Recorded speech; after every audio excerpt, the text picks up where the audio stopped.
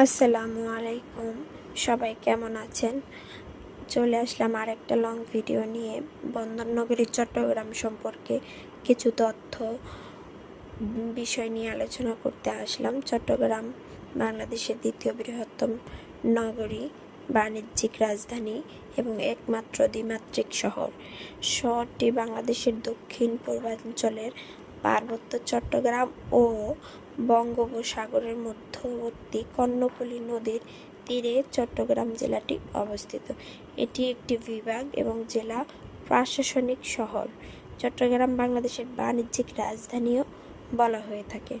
চট্টগ্রামকে বাংলাদেশের বাণিজ্যিক রাজধানী হিসেবে 2017 সালে চট্টগ্রামকে বাংলাদেশের বাণিজ্যিক রাজধানী হিসেবে ঘোষণা দেওয়া হয়।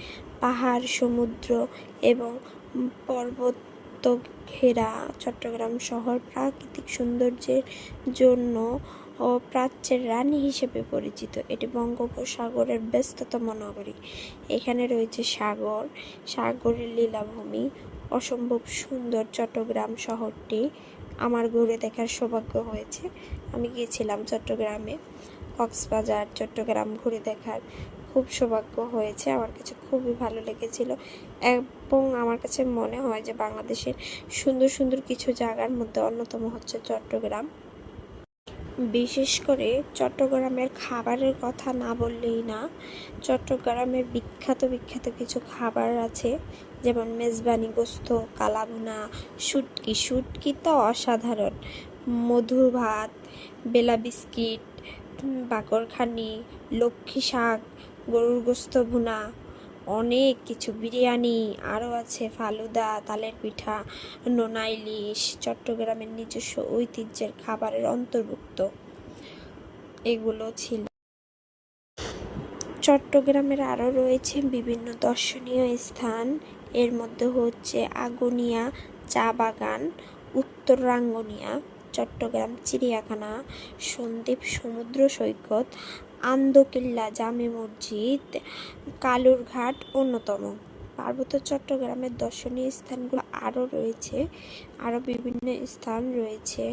শহরের নিদর্শন অনেক সুন্দর।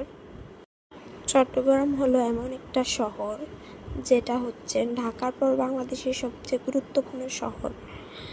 দেশের বৃহত্তম সমুদ্র বন্দর ছাড়াও অসংখ্য ব্যবসা প্রতিষ্ঠান এবং শিল্প কারখানা রয়েছে এখানে।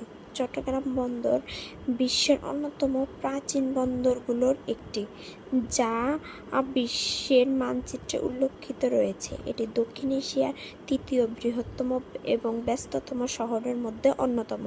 বাংলাদেশের প্রধান সামুদ্রিক বন্দর হিসেবে পরিচিত।